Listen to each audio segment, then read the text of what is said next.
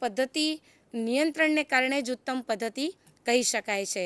આપણા પ્રાયોગિક અભ્યાસમાં નિયંત્રણમાં 3 બાબતને આપણે મહત્ત્વ આપીએ છીએ: ભૌતિક પરિસ્થિતિ, પ્રાણી કે વ્યક્તિના શારીરિક વ્યાપારો ઉપર નિયંત્રણ અને વ્યક્તિના મનોવલણ ઉપર. હવે ભૌતિક પરિસ્થિતિના નિયંત્રણની તો મેં વાત કરી કે આપણને ઘણીવાર આસપાસની પરિસ્થિતિ જેવી કે ઘોંઘાટ, હવામાન, તાપમાન વગેરે આપણા ભૌતિક બાબતો પર એનું નિયંત્રણ હોવું જોઈએ.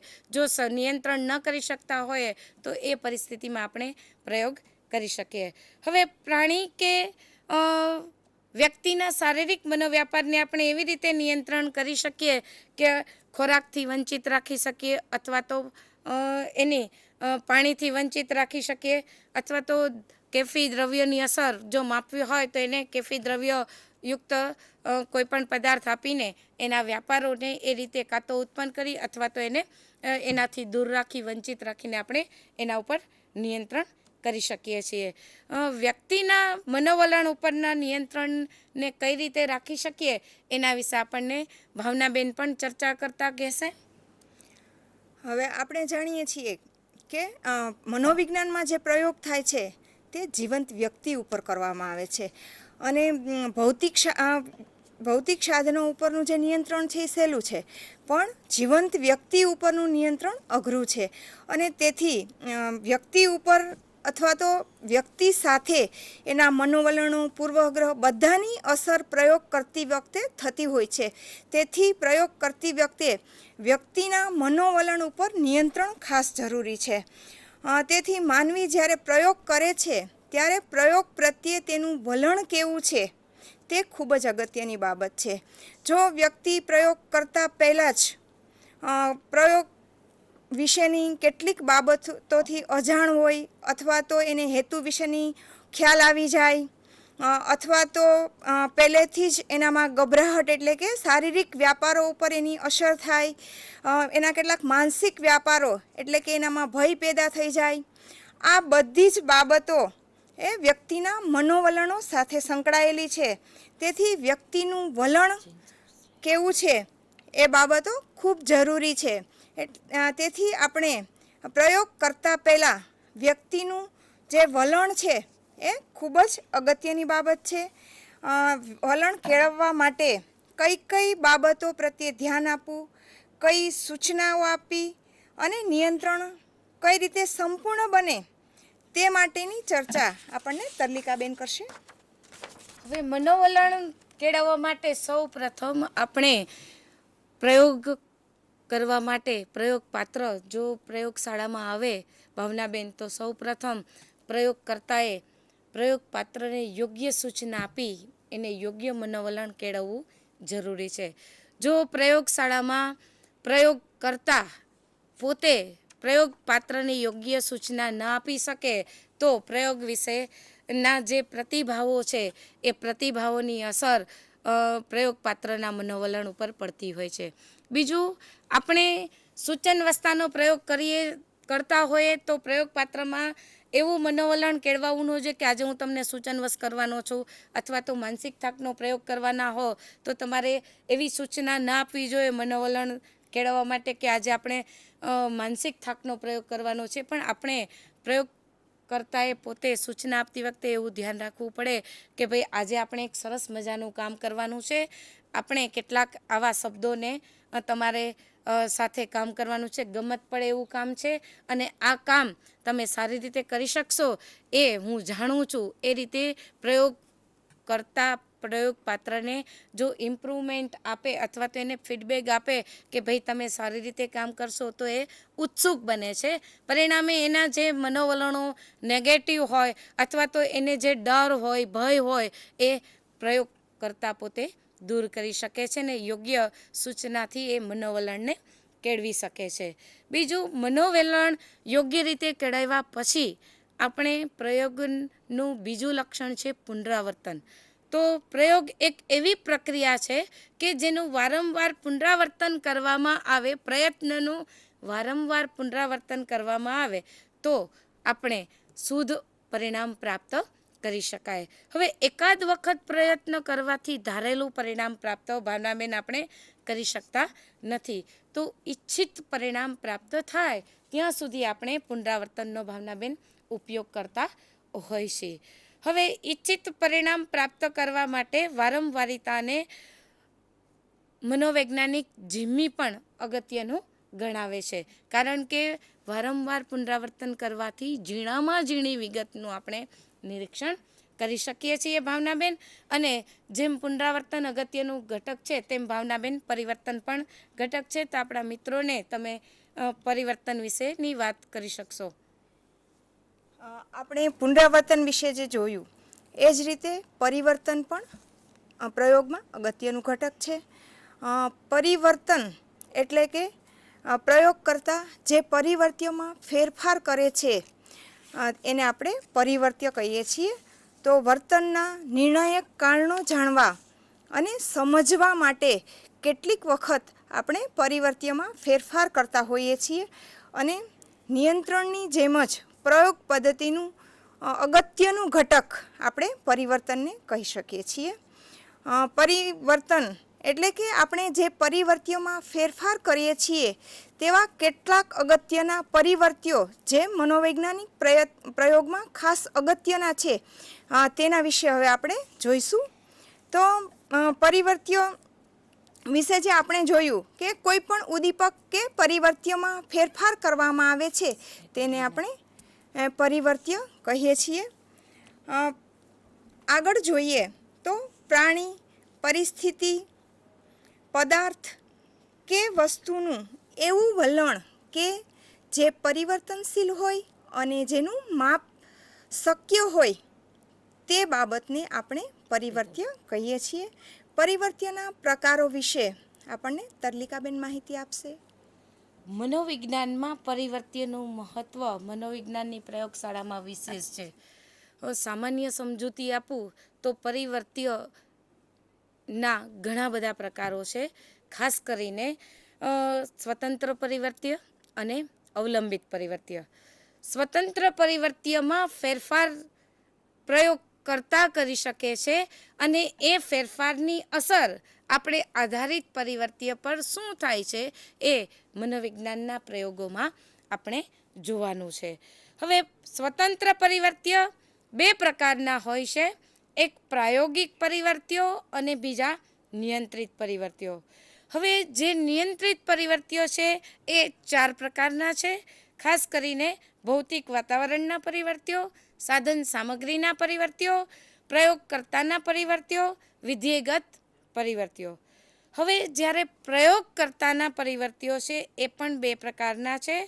અંતરવિધેયગત પરિવર્ત્યો અને આંતરવિધેયગત પરિવર્ત્યો. હવે સૌ પ્રથમ આપણે જોઈએ સ્વતંત્ર પરિવર્ત્ય.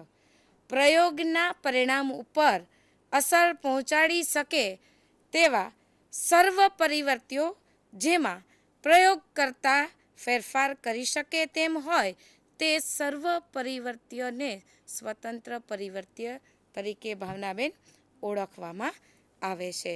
ટૂંકમાં પ્રયોગ કરતા જે પરિસ્થિતિ અથવા તો પૂર્વ શરતો હોય એ પૂર્વ શરતમાં પરિવર્તન કરી અને સ્વતંત્ર રીતે ફેરફાર કરી પ્રયોગશાળાના અવલંબિત પરિવર્ત્યનું પરિણામ માપન કરવા માટેનો એ પ્રયત્ન કરતો હોય છે. ખાસ કરીને પ્રાયોગિક પરિવર્ત્યને આપણે સ્વતંત્ર પરિવર્ત્ય સાથે જોડીએ છીએ. તો પ્રાયોગિક પરિવર્ત્ય કોને કહેશું? તો કે પ્રયોગ દરમિયાન જેની અસર તપાસવાની છે તે પ્રાયોગિક પરિવર્ત્ય છે. તમે આ જે ફિગર આવી છે એમાં બંને પ્રકારના પરિવર્ત્યની સ્પષ્ટ સમજૂતી આપણે આ રેખા દ્વારા મેળવી શકીએ. જે અંદરની સાઈડના એરા છે એને આપણે અવલંબિત રેખા તરીકે ઓળખશું અથવા તો અવલંબિત પરિવર્ત્ય તરીકે ઓળખશું. અને બહારની સાઈડ એરા છે અને એક અંદર ને એક બહારનો જે એરો છે એને આપણે સ્વતંત્ર પરિવર્ત્ય તરીકે ઓળખશું. હવે આપણે જ્યારે પ્રયોગ કરીએ છીએ ત્યારે વિધેયને અથવા તો પ્રયોગ પાત્રને સ્પષ્ટ સૂચના આપવાની છે કે ઉપરની જે રેખા છે એના પરથી તમારા નીચેની જે એટલે કે જે બહારના એરાવાળી રેખા છે તે તમારે ઉપરની જે અંદરના એરાવાળી રેખા છે એના જેવડી બનાવવાનો તમારે પ્રયત્ન કરવાનો છે, જે રેખા પરિવર્તનશીલ છે. એટલે પ્રયોગ પાત્ર પોતે જે અંદર એરા દર્શાવતી રેખા છે એને જોઈને બહારના એરા દર્શાવતી રેખાને એના સાઇઝની બનાવવા પ્રયત્ન કરે છે. પણ વિધ્યેય જે જુએ છે એ અંદરના એરાને કારણે એના પ્રત્યક્ષીકરણમાં ભૂલ પડે છે અથવા તો ભ્રમ થાય છે. બહારના એરા બહારની સાઈડ જતા હોવાથી રેખાનું માપ સેમ છે ભાવનાબેન, છતાં પણ આપણને જે પરિવર્તનશીલ રેખા છે એ અંદરના એરા કરતાં મોટી દેખાય છે. આપણે નીચેની ફિગરમાં જોઈ શકીએ છીએ કે બધા એરા સમાન છે, છતાં પણ પહેલી દ્રષ્ટિએ આપણે એમ જોઈએ છીએ કે પહેલી જે આધારિત રેખા છે એ નાની છે, બાકીની જે ફેરફાર કરી શકીએ છીએ એ રેખા મોટી છે. હવે ત્યાર પછી આપણને આગળ પ્રાયોગિક પરિવર્ત્ય જોયા પછી આ જ પરિવર્ત્યમાં બીજું એક મહત્વનું પરિવર્ત્ય છે જેને આપણે નિયંત્રિત પરિવર્ત્ય કહીએ છીએ. તો એ નિયંત્રિત પરિવર્ત્ય ઉપર આપણને ભાવનાબેન થોડોક પ્રકાશ આપશે. હવે આપણે નિયંત્રિત પરિવર્ત્ય વિશે જોઈએ. તો જે પરિવર્ત્યોનું નિયંત્રણ કરવાનું હોય એટલે કે સ્થિરીકરણ કરવાનું હોય અથવા તો જે પરિવર્ત્યને યથાવત સ્થિતિમાં રાખવાના હોય તેને આપણે નિયંત્રિત પરિવર્ત્ય કહીએ છીએ. આવા નિયંત્રિત પરિવર્ત્ય 4 પ્રકારના જોવા મળે છે. તેમાં ભૌતિક વાતાવરણના જે પરિવર્ત્યો છે તેમાં આપણી આસપાસની જે કાંઈ પરિસ્થિતિ છે એને આપણે ભૌતિક બાબતોમાં સમાવેશ કરીએ છીએ, જેમ કે ઠંડી ગરમીનું પ્રમાણ, પ્રકાશનું પ્રમાણ, ઘોંઘાટ વગેરે પરિવર્ત્યોની અસર પરિણામ પર થતી હોય છે. તેથી પ્રયોગ કરતી વખતે આપણે પ્રયોગશાળાનું જે વાતાવરણ છે એ વાતાવરણ શાંત અને સ્વચ્છ રાખવાનો પ્રયત્ન કરીએ છીએ. પ્રકાશને નિયંત્રિત, વધારે પડતો પ્રકાશ પણ નહીં અને ઓછો પ્રકાશ પણ નહીં, એ રીતે પ્રકાશનું નિયંત્રણ કરીએ છીએ. એ જ રીતે ઠંડી ગરમીનું પ્રમાણ એ બાબતને પણ આપણે નિયંત્રિત કરીએ છીએ. ત્યાર પછી જે બીજી અગત્યની બાબત છે સાધન સામગ્રીના પરિવર્ત્યો. તો પ્રયોગમાં વાપરવામાં આવતી જે સાધન સામગ્રી છે, જેમ કે સ્ટોપવોચ, તો સ્ટોપવોચ બરાબર ચાલે છે કે નહીં, બરાબર સમય બતાવે છે કે નહીં, એ બાબતો અગત્યની છે. એ જ રીતે કવિતા, તો જે પ્રયોગમાં કવિતાનો ઉપયોગ કરવામાં આવે છે તો એ કવિતાના જે સાધન સામગ્રી છે એ વધારે પણ ન હોવી જોઈએ, એટલે કે પ્રયોગપાત્રને કંટાળો આવે એટલી લાંબી પણ ન હોવી જોઈએ અને ટૂંકી પણ ન હોવી જોઈએ. એ બાબત પણ એટલી જ અગત્યની છે. સાથે સાથે પ્રયોગપાત્રને જે કાંઈ સમજાવવામાં આવે છે કે જે કાંઈ સૂચનાઓ આપવામાં આવે છે ત્યારે એની જે ભાષા છે એ પણ સ્પષ્ટ હોવી જોઈએ, શુદ્ધ ઉચ્ચારો હોવા જોઈએ. આ ઉપરાંત જે ટેટિચોસ્કોપ જે સાધન વાપરવામાં આવે છે એ મેમરી ડ્રમ યોગ્ય ચાલે છે કે કેમ, યોગ્ય બાબતો બતાવે છે કે કેમ, એ બાબતો પણ એટલી જ અગત્યની છે. ત્યાર પછીની જે 2 બાબતો છે એના વિશે આપણને તરલિકાબેન સમજાવશે. પ્રયોગકર્તાના પરિવર્ત્યો નિયંત્રણમાં આ એક બાબત પણ જરૂરી છે. હવે પ્રયોગ કરતા પોતે જ જો ઝડપથી ભાવનાબેન સૂચના આપી દે અને પ્રયોગ કરતા જે સૂચના આપી એ પ્રયોગ પાત્રને બરાબર ભાવનાબેન ન સમજાય તો ભૂલ થવાની સંભાવના રહેશે. તો આવા સમયે આપણે એનું નિયંત્રણ કરવું જરૂરી છે કે ભાઈ કેટલી ઝડપથી ઉચ્ચાર શબ્દનું કરવું, ભાષા પ્રયોગપાત્ર સમજે એવી વાપરવી જોઈએ, સાથે સાથે બોલવાની ઝડપ ઉપર પણ કંટ્રોલ રાખવો જોઈએ. ઘણા પ્રયોગ કરતા એવા હોય છે કે કેટલી સ્પીડમાં બોલતા હોય છે તો પ્રયોગપાત્ર પોતે સૂચનાને બરાબર સમજી શકતો નથી. આ ઉપરાંત પ્રયોગપાત્ર જે પ્રતિક્રિયા આપે એ પહેલાંની સૂચના ઝડપથી એ આપવા માંડે છે કે જેથી એ પ્રતિક્રિયા કરતો જાય એ પહેલાં જ એને બીજી સૂચના મળી ગઈ એટલે એ પોતાનું અભિસંધાન સાધી શકતો નથી અને એ પ્રતિક્રિયા યોગ્ય નથી આપી શકતો, માટે પરિણામની શુદ્ધ અસર તપાસી શકાતી નથી. તો આવી બાબતોને સૌપ્રથમ આપણે કંટ્રોલમાં રાખવી જોઈએ કે જે બાબતોને આપણે પ્રયોગ કરતા સંબંધિત હોય. આની સાથે ભાવનાબેન એ પણ હું કહું કે પ્રયોગકર્તાની એટલી એલર્ટનેસ હોવી જોઈએ કે સાધન જ્યારે લે છે ત્યારે એ પહેલાં ચકાસીને લેવા જોઈએ. આપણે માનસિક થાકના પ્રયોગમાં એકી સાથે પેલી કેન્સલેશન ટેસ્ટ અથવા તો મલ્ટિપ્લિકેશન ટેસ્ટ લઈને પ્રયોગ કરતા એ સાથે બેસવું જોઈએ, નહીં કે એક કેન્સલેશન ટેસ્ટ પૂરી થઈ અને બીજી કેન્સલેશન ટેસ્ટ જો દૂર પડી હોય અથવા તો લેવા જાય તો ભાવનાબેન આ ભૂલ થવાની સંભાવના રહે છે. તો યોગ્ય રીતે સાધન સામગ્રીની ચકાસણી પણ કરી લેવી આવશ્યક છે. આ ઉપરાંત પ્રયોગ પાત્રને લગતા પરિવર્તનોનું પણ નિયંત્રણ કરવું જરૂરી છે. ઘણીવાર એવું હોય કે પ્રયોગ પાત્ર પોતે થાકીને આવ્યો હોય અને આપણે એને પ્રયોગશાળામાં લાવીએ તો સ્વાભાવિક છે કે તમે એને બીજા બધા બાબતોનું નિયંત્રણ કર્યું હોય છતાં પણ એના પોતાના અંગત પરિવર્તિઓ, જેને આંતર પરિવર્તિઓ કહી શકાય, એ પરિવર્તિઓની અસર થવાની સંભાવના રહી શકે છે.